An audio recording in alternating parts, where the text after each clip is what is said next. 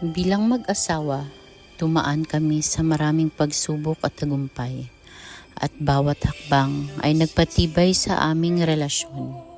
Pero may isang pangarap na hindi namin matitinag, ang magkaroon ng anak. Isang biyaya na magsisilbing sagisag ng aming pagmamahal. Sa mga gabing puno ng pagnanais, ang bawat paghihintay ay naging isang kwento ng pag-asa. Ang bawat araw na lumipas, nadarama namin ang patuloy na pagmamahal sa isa't isa. Ngunit may puwang pa rin sa aming puso na naghihintay para sa isang bagong buhay, isang bagong dahilan upang magpatuloy. Hindi madali ang maging magulang, at alam namin na ang bawat hakbang ay puno ng responsibilidad.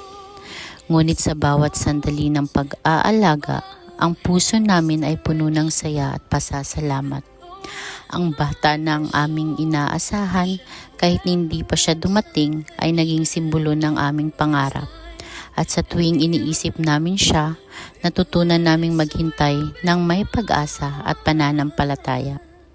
Hindi lang kami naghihintay ng isang bata, naghihintay kami ng pagkakataon upang muling magbigay ng buo at tapat na pagmamahal, upang maging magulang na magbibigay ng gabay, proteksyon at inspirasyon. Sa mga araw ng kalungkutan at pangarap, natutunan naming yakapin ang bawat sandali dahil alam namin na ang bawat hakbang patungo sa pagiging magulang ay isang biyaya. Hindi ito madali, pero sa bawat minuto ng paghihintay, mas lalo naming nararamdaman ang halaga ng bawat sandali na magkasama kami bilang mag-asawa.